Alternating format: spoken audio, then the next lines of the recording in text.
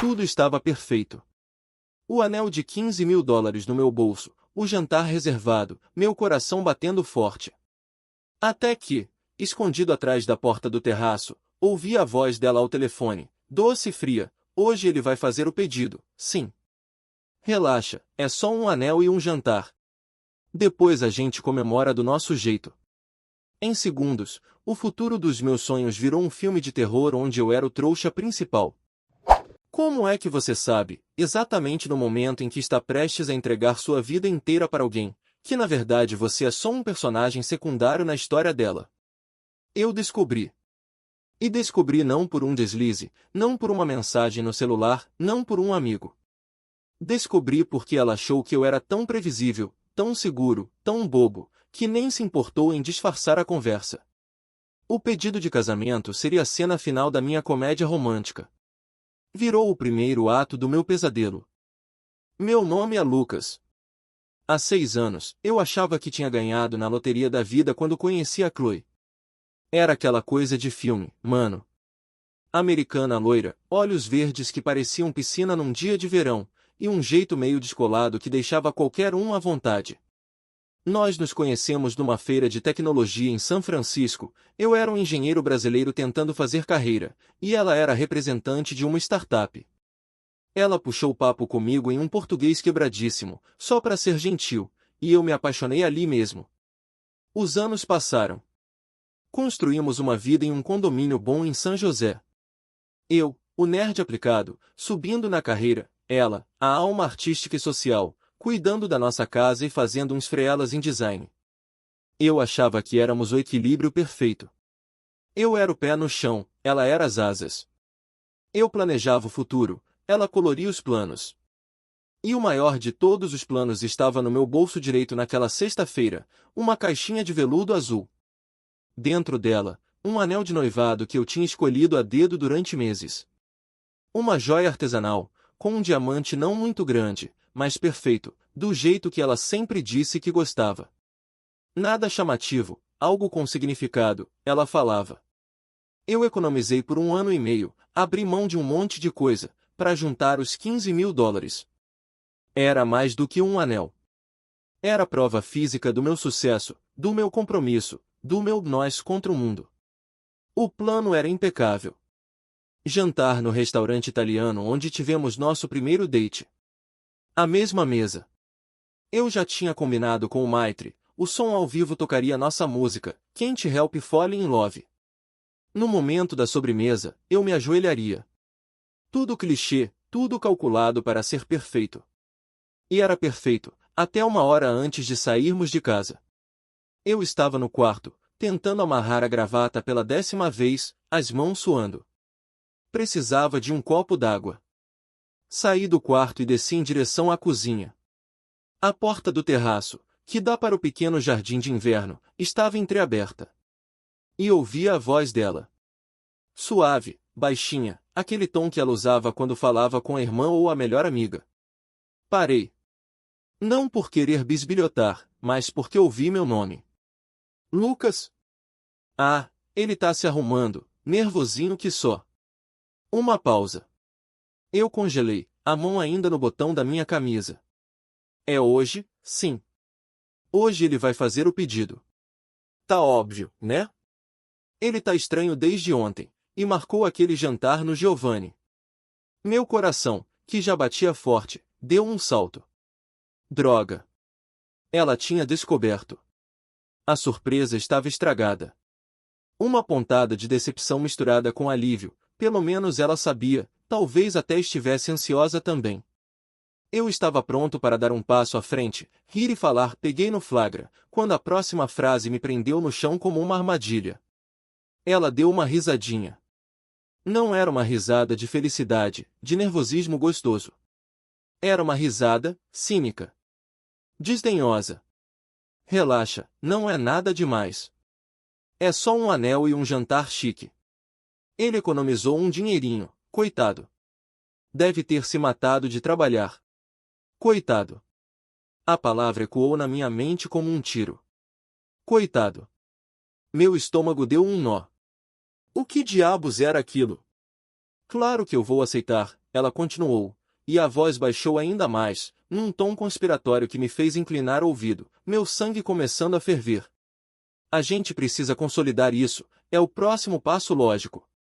Mas não se engane, depois do sim, a gente comemora do nosso jeito, como sempre. Do nosso jeito. Como sempre.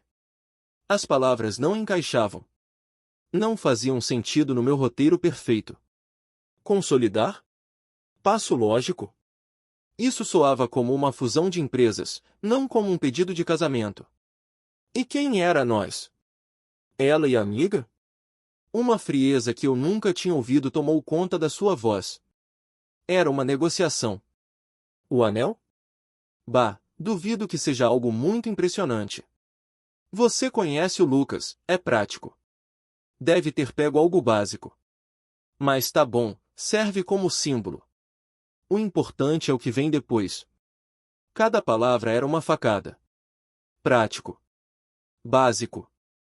Serve como símbolo. Eu olhei para o bolso, onde a caixinha de veludo pesava como uma pedra. A joia artesanal, única, que o ourives garantiu que era a mais pura expressão de amor, era a básica. Meu ano e meio de economias, meu sonho, era prático. E o importante é o que vem depois? O que vinha depois? Ouvi ela se despedir. Pode deixar, te ligo depois que a farsa acabar. Amo você. A linha morreu. A farsa. Ela tinha dito a farsa. Eu me apoiei na parede do corredor, sentindo as pernas bambas. O mundo, que minutos antes era focado e nítido, desfocou completamente. A empolgação se dissolveu, deixando no lugar um vazio gelado, seguido por uma onda crescente de náusea e raiva. Quem era essa mulher? A Chloe que eu conhecia tinha sumido, e no lugar dela falava uma estratégica, uma calculista. A porta do terraço se abriu. Ela apareceu, com um sorriso lindo no rosto, aquele mesmo que me derretia há 6 anos. Agora, ele me parecia uma máscara de cera. Pronto, amor? Você tá branco. Tá nervoso para o jantar, ela falou, passando a mão no meu rosto.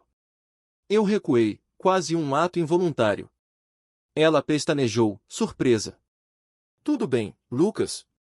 Eu olhei nos olhos verdes dela, tentando encontrar um sinal da mulher com quem eu tinha sonhado em construir uma família. Tudo que eu via era uma atriz muito, muito boa. Não, minha voz saiu rouca, estranha para mim mesmo. Não está tudo bem.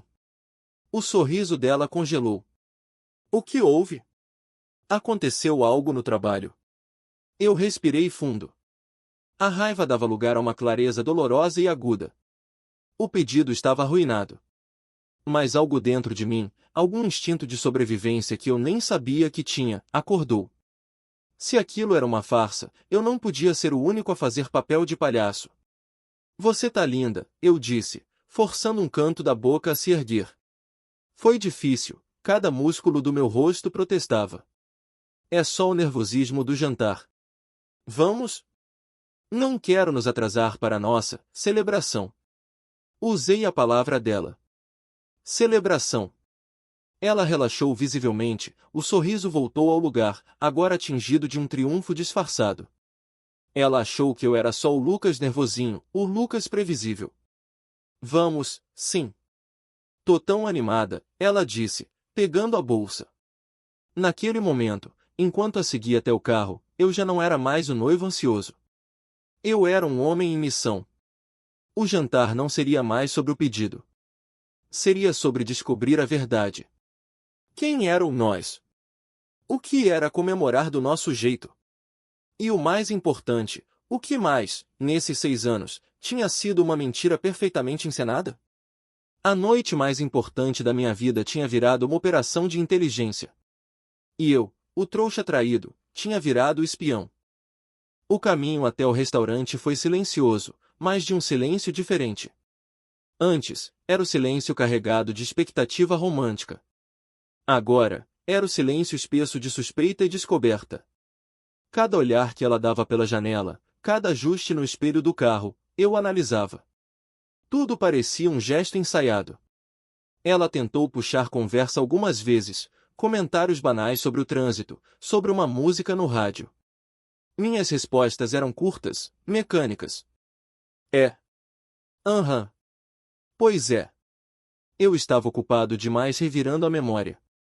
Os fins de semana que ela passava na casa da irmã. As viagens de trabalho urgentes que sempre caíam em feriados prolongados. A senha do celular que mudou 6 meses atrás, por segurança. A nova amiga do yoga, a Thalia, que ela mencionava sempre com um sorriso especial. Amo você, ela tinha dito ao telefone. Não era a mãe, a irmã, seria a Thalia? O Giovanni estava lindo, como sempre. Luzes baixas, velas, o cheiro de alho e manjericão no ar. O maitre, Giuseppe, nos recebeu com um sorriso largo e um aceno discreto para mim. Sua mesa especial está pronta, Sr. Costa. Ele nos levou até aquele cantinho íntimo, perto do violinista. A mesma mesa.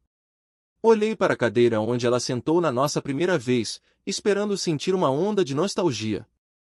Senti apenas frio. Sentamos. Ela parecia radiante, os olhos brilhando à luz das velas. Agora eu sabia, aquele brilho não era por mim. Era pela expectativa dela, pelo plano que ela tinha com outra pessoa. Era pelo triunfo da consolidação. Champanhe, o garçom ofereceu. Por favor, ela respondeu rápido, antes que eu pudesse falar. Para comemorar. O olhar que ela me deu era de cumplicidade. Eu segurei o olhar, tentando ver além. Comemorar o quê, exatamente, eu pensei em perguntar. Mas não disse. A missão continuava. O jantar começou. Ela falava sobre planos para casa, sobre uma possível viagem à Europa no próximo verão, sobre como seria legal morar num bairro ainda mais chique.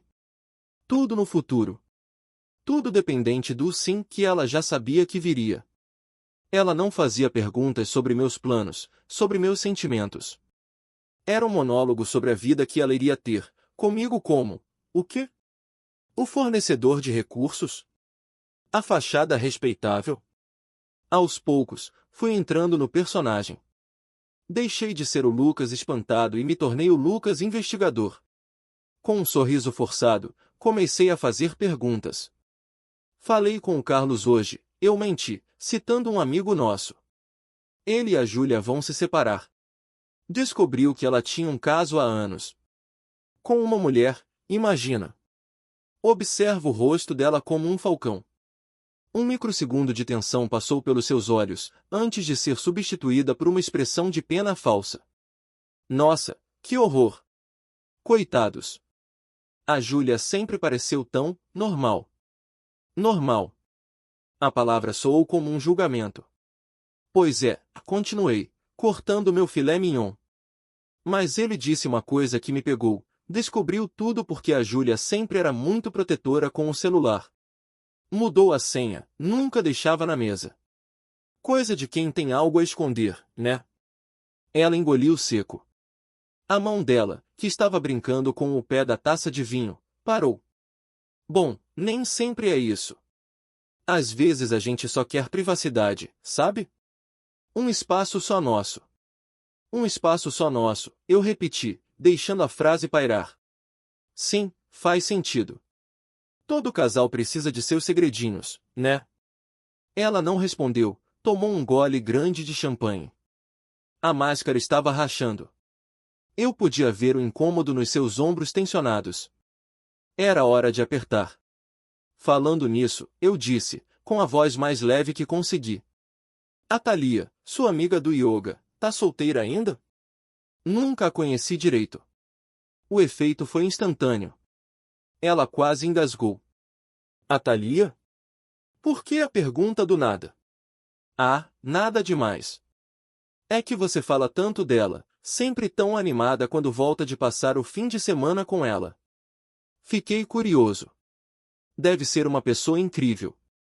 É sim, ela disse, olhando para o prato. Mas é minha amiga, Lucas. Meu espaço. Não precisa ficar com ciúmes. Ela tentou um tom de brincadeira, mas saiu afiado, defensivo. Ciúmes? Da Thalia? Claro que não, eu ri, e o som foi amargo até para meus próprios ouvidos. É que eu queria te dar uma surpresa, também.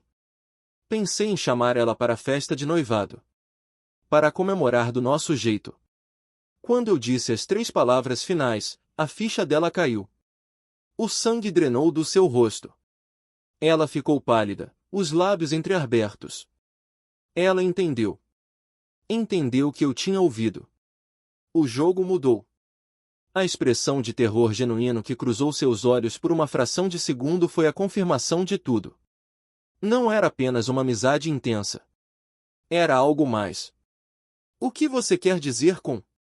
Do nosso jeito, ela perguntou, a voz um fio de fumaça. Eu deixei o garfo cair no prato com um clique metálico. O barulho fez ela estremecer. O violino ao fundo parecia tocar uma trilha irônica. Eu acho que você sabe, Chloe. Acho que você sabe exatamente o que eu ouvi na varanda, 1 hora atrás. Acho que você sabe que eu escutei você chamar nosso noivado de farsa. Acho que você sabe que eu escutei você rir do meu anel básico. E acho, principalmente, que você sabe quem é a pessoa que você ama e com quem vai comemorar depois que essa farsa acabar. Ela ficou paralisada. O restaurante inteiro sumiu. Era só nós dois naquele raio de luz da vela. O sorriso, a máscara, desabaram completamente. Sobrou uma mulher assustada e, no fundo dos olhos, uma raiva por ter sido pega.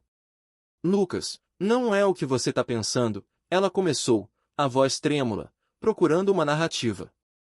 Poupa-me, cortei, minha voz finalmente firme, carregada de uma frieza que me surpreendeu. Não me diga que é só uma amiga muito próxima. Não me diga que você só falou essas coisas para se aparecer. Você me chamou de coitado. Você ridicularizou o meu esforço. Você reduziu os últimos 6 anos da minha vida a um passo lógico. Quem é ela, Chloe? A Thalia é mais que uma amiga, não é? As lágrimas começaram a rolar pelo rosto dela. Mas não eram lágrimas de arrependimento. Eram lágrimas de frustração, de plano arruinado. Você não entende. É complicado. Eu te amo, mas... Mas você ama ela, eu completei, a palavra ama saindo como um veneno. Ela não negou. Apenas baixou a cabeça, confirmando tudo em silêncio. Aquele silêncio foi o barulho mais alto que eu já ouvi na minha vida. Era o som de 6 anos desmoronando. Eu me levantei. Tirei a caixinha de veludo azul do bolso. Não me ajoelhei. Coloquei-a em cima da mesa, ao lado do prato dela, com um clique suave. Aí está. O anel básico. O símbolo da farsa. Você pode ficar com ele. Vende, derrete, dá para ela, pouco me importa. Ela olhou para a caixa como se fosse uma cobra. Lucas, por favor, podemos conversar. Não, eu disse, olhando para ela pela última vez como minha noiva. A conversa acabou. O pedido foi cancelado. A farsa, como você disse, acabou. Boa sorte com a sua celebração. Virei as costas e comecei a caminhar entre as mesmas. Senti os olhos de todos, o violino parou. Só ouvia o som dos meus passos e o soluço abafado dela atrás de mim. No caminho para a porta, passei pelo Maitre Giuseppe, com uma expressão de choque e pena. Coloquei uma nota de $200 na mão dele. Para o champanhe, e me desculpe pelo espetáculo. Saí para a noite fria de São Francisco. O ar me atingiu como um tapa, revigorante. A dor estava lá, uma ferida aberta e latejante. A humilhação queimava. Mas acima de tudo, havia um alívio colossal. Um alívio de não ter me ajoelhado. De não ter dito as palavras. De não ter entregado meu futuro para uma mentira. Não peguei o carro. Comecei a andar sem direção, as luzes da cidade refletindo no asfalto molhado. A primeira coisa que fiz foi bloquear ela de todas as redes, de todas as contas. A segunda foi ligar para meu melhor amigo, o Diego, no Brasil. Diego? É o Lucas. Caindo fora. Preciso de um lugar para ficar por uns tempos. Enquanto esperava o Uber que me levaria a um hotel barato, tirei o celular do bolso. Abri o aplicativo do banco. Ainda tinha o dinheiro que eu guardei para a lua de mel. $10.000. Sorri, um sorriso de dor, mas genuíno. Não era um plano de fuga, era um plano de recomeço. O pesadelo do pedido tinha acabado. O pesadelo do divórcio, que certamente viria se eu tivesse ido em frente, foi evitado por minutos. Eu tinha sido traído, humilhado e quase destruído.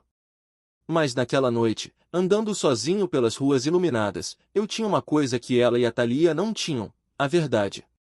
E, por mais dolorosa que fosse, ela era minha.